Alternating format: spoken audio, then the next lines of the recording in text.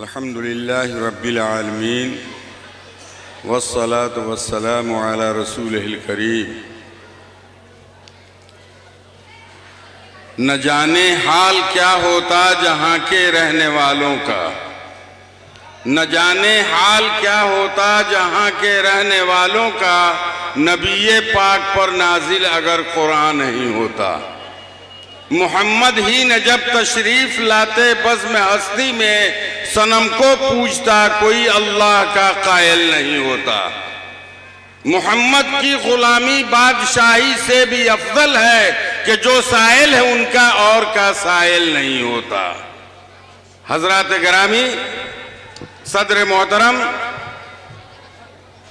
हमारे बीच मुअज़्ज़ज़ शख्सियत क़ारी असद साहब, मौलाना शरीफ साहब, मौलाना अबू ज़र साहब और दूसरे हज़रात उलमाए किराम और इस मस्जिद के इमाम जनाब मौलाना इश्तियाक अहमद साहब और आप सभी हज़रात मुअज़्ज़ज़ तलबा और हमारे फ़ारिक़ीन हुफ़्फ़ाज़ तमाम काबिल मुबारक हैं।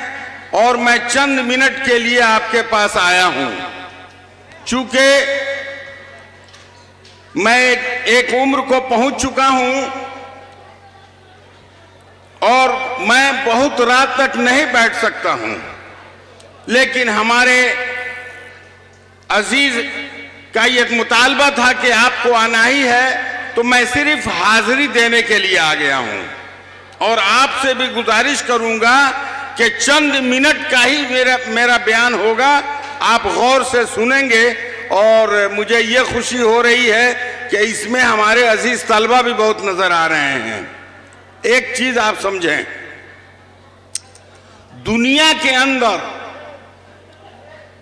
बहुत से इंसान हैं, राजा है, महाराजा है, अरबपति है, खरबपति है, गरीब है, लंगड़ा है, लूला है, अच्छा है, सब है। लेकिन अल्लाह तबारक व तआला ने दुनिया के अंदर सबसे बेहतरीन जिसको बनाया है वो दूसरी चीज है।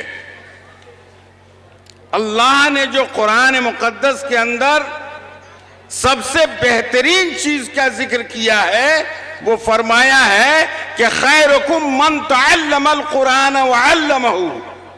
दुनिया में सबसे बेहतरीन वही लोग हैं जो कुरान को पढ़ते हैं और पढ़ाते हैं, सीखते हैं और सिखाते हैं।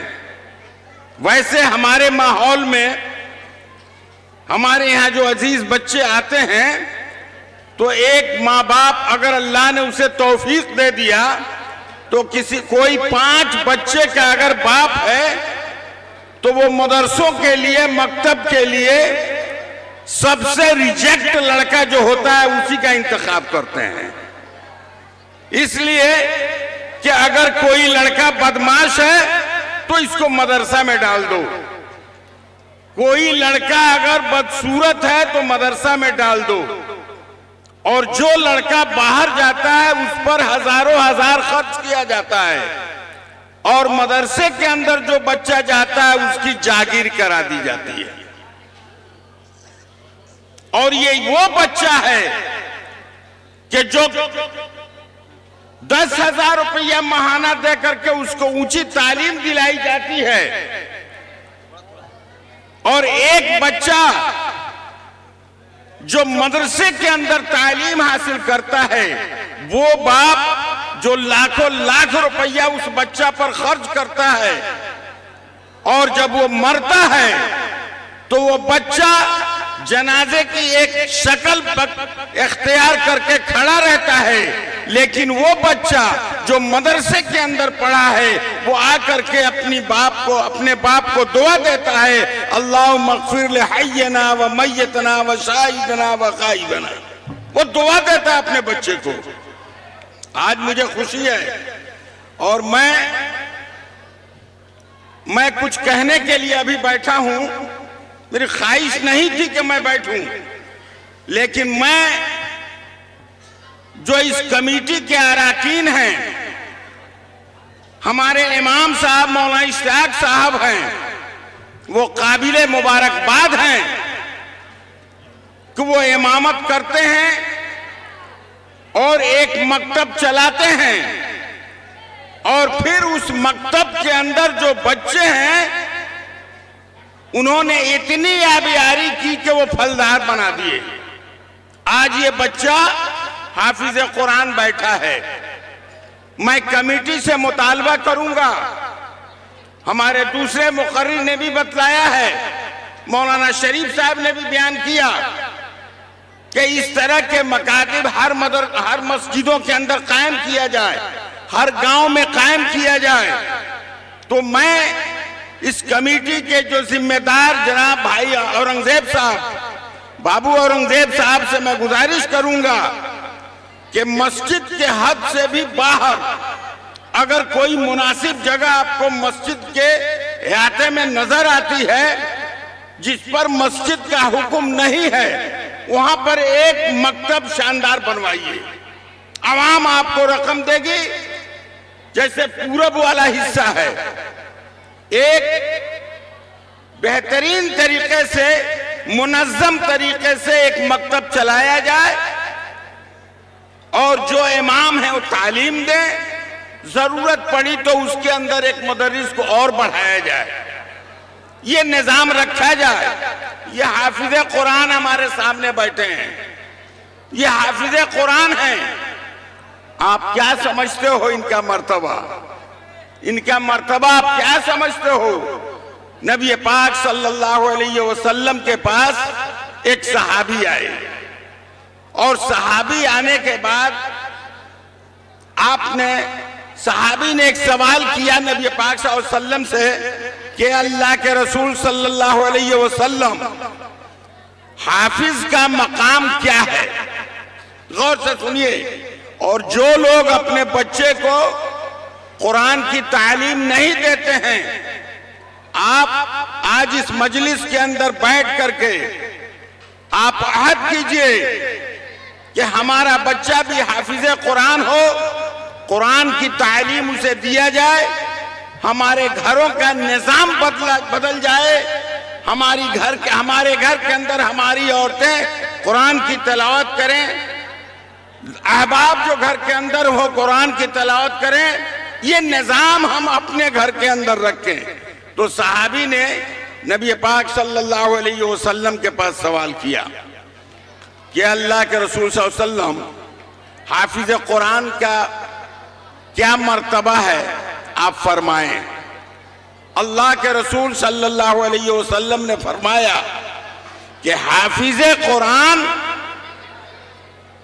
का मर्तबा यह है कि क़यामत के दिन अल्लाह तबारक व तआला हाफिज कुरान के माँ और बाप को खड़ा कराएगा। अब दुनिया में जितने हाफिज कुरान हैं, माँ की लाइन लगी है, बाप का लाइन लगा हुआ है, और ये सारे लोग लाइन लगाए रहेंगे और अल्लाह अपने हाथ से उनके सरों पर ताज रखेगा। वो कैसा ताज होगा कि उस ताज की एक मोती अगर इस दुनिया के अंदर गिरा दिया जाए तो उस एक मोती से ये दुनिया रोशन हो जाए। सहाबा ने अर्ज किया कि अल्लाह के रसूल सल्लल्लाहु अलैहि वसल्लम, मैं इस हाफिज के मकाम के बारे में पूछ रहा हूं, ये तो माँ बाप को अल्लाह ताला एजाज देगा, हाफिज का मकाम क्या होगा? तो नबी पाक सल्लल्लाहु अलैहि वसल्लम ने फरमाया कि उनका मकाम बहुत है, वो कयामत के अंदर मुअज़्ज़ज़ होकर के शामिल होंगे। आज ये हाफिज कुरान हमारे बीच बैठे हुए हैं, आप एक चीज बताइए, बराबरी इमाम साहब का बयान होता है और अब रमजानुल मुबारक का महीना आता है। रमजानुल मुबारक के महीने में आप आखिर अशरा के अंदर शब कदर तलाशते हैं। शब कदर क्या है? शब कदर कि अल्लाह तबारक व तआला ने लौहे महफूज से कुरान को एक मर्तबा नाजिल किया समाए दुनिया पर, और फिर वहां से जैसी जरूरत आई उनके आयतों को नाजिल किया। तो अल्लाह ने फरमाया कि इन्ना अंज़लनाहु फी लैलतिल क़द्र, कुरान को हमने लैलते क़द्र में नाजिल किया। और फरमाया खैरुम मिन अल्फ शहर, जिस रात के अंदर मैं कुरान को नाजिल किया हूं, उस रात की बरकत खैरुम मिन अल्फ शहर, 1000 महीने की रातों की इबादत से एक रात की इबादत बेहतर है। तो जब कुरान को नाजिल करने की वजह से अल्लाह ने उस मुबारक महीने के अंदर एक रात को शबे कदर बना दिया और कहा कि खैरुम मिन अल्फ शहर, 1000 रातों की जो है महीने की रातों से उसकी इबादत ज्यादा है। तो जो बच्चा अपने सीने में कुरान लेकर के बैठा हुआ है, बता उसका क्या मकाम होगा? आप लोग बताइए। जो सीने में कुरान रखे हुआ है उस बच्चे का क्या मकाम होगा? तो अल्लाह तबारक व तआला फरमाएगा कि जब ये हाफिज कुरान हमारे सामने आएगा तो अल्लाह बहुत खुश होगा। कहा कि ये हमारे खास बंदे हैं। ये कौन बंदे हैं? चूंकि अल्लाह ने कुरान के अंदर फरमा दिया कि कुरान को इन्ना नज़्ज़लना ज़िक्र, है ना, इन्ना नहनु नज़्ज़लना ज़िक्र, फरमाया कि वह इन्ना लहू हाफिजून, कि कुरान को मैंने नाजिल किया है और मैं खुद ही इसकी हिफाजत करूंगा। तो अल्लाह ने इनको हिफाजत के लिए पैदा कर लिया, चुन लिया। तो अल्लाह फरमाएगा कि ये तो मेरा बहुत अजीज है, हमने इसके जरिए कुरान की हिफाजत कराया है। तो अल्लाह फरमाएगा कि आओ, फरमाएगा कि पढ़ो, कुरान को शुरू करो, अल्हम्दुलिल्लाह पढ़ो, और वो अल्हम्दुलिल्लाह पढ़ेगा। अल्लाह फरमाएगा वरत्तिलिल कुरान तरतीला, धीरे धीरे पढ़ते जाओ, घबरा के नहीं पढ़ना है, तुम धीरे धीरे पढ़ते जाओ। और जहां तुम नाज पर पहुंचोगे तो तुम्हारे सामने जन्नत होगी। और जब वो हाफिज कुरान जीना पर चढ़ता जाएगा, और जब नाज पर पहुंचेगा, कुरान के खत्म वाले जो नाज है वहां पहुंचेगा, तो अल्लाह तबारक व तआला हुक्म दे देगा, फरिश्तों तुम जितने फरिश्ते हो जाओ और उस हाफिज कुरान का इस्तकबाल करो। और वो फरिश्ते इस्तकबाल में आएंगे और फरमाएंगे सलामुन अलैकुम तिब्तुम फदखुलूहा खालिदीन, ए हाफिज तेरे ऊपर सलामती हो, तुम आओ और जन्नत के अंदर दाखिल हो जाओ। बुजुर्गों, बड़ा मकाम है, लेकिन उससे भी बड़ी एक चीज मैं आपको बताना चाहता हूं, उससे भी एक बड़ी चीज बताना चाहता हूं कि कयामत के दिन तमाम फरिश्तों को हुक्म होगा कि इस हाफिज को सलाम करो। आज दुनिया के अंदर तमाम बड़े लोग बैठे रहते हैं कि हाफिज जी हुआ आई तो सलाम करी जी, तमाम लोग बैठे कि ये हाफिज ही सलाम करेगा हमको, इसलिए कि वो हाफिज है बेचारा। ये मौलवी है, ये चंदा के लिए आता हमारे दरवाजे पर, जाने दो मौलवी साहब उधर गए तो गए, अब घूम गए मौलवी साहब तो बस हम नहीं छोड़ेंगे, आइए गए। लेकिन आने के बाद मौलवी साहब सलाम करेंगे और सेठ जी बैठे रहेंगे, उनको सलाम नहीं करना है। और क़यामत में अल्लाह और उसके फरिश्ते सलाम करेंगे इनको, इनका मकाम बहुत है। इसलिए मेरे बुजुर्गों और दोस्तों, जरूरत इस चीज की है कि हम जिस माशरे के अंदर हैं, हम कोशिश करें कि हमारे घर के अंदर कुरान हर फर्द पढ़े, अदा करे, तलावत करे, उससे घरों के अंदर बरकत आएगी। और ये आहद कर लीजिए कि हमारे बच्चे हाफिजे कुरान हों। जब ये हाफिज खैरुम मिन, ये जो बच्चे हमारे हाफिजे कुरान होंगे तो ये बरकत हो जाएंगे घरों के अंदर। और इनकी बरकत से आपका घर रोशन हो जाएगा।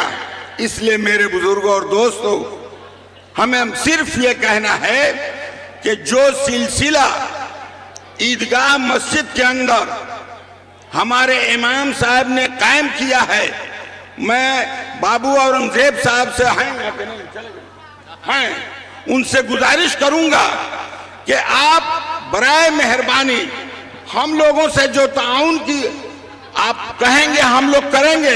ये तमाम अहबाब बैठे हैं, हम ये गुजारिश करेंगे कि आप एक शानदार मकतब का नक्शा बनवा करके बनाएं और उसके अंदर बच्चों को बाज़ाब्ते तालीम दिया जाए। जरूरत पड़े तो उसके अंदर एक मुदर्रिस बनाया जाए। आप हजरात अपने बच्चे को भेजेंगे, भेजिएगा, जरूर बच्चा को भेजिए और भेज करके उनको तालीम दिलवाइए। अल्लाह हमें और आपको तौफीक दे। वाखिर दावाना अल्हम्दुलिल्लाह रब्बिल आलमीन।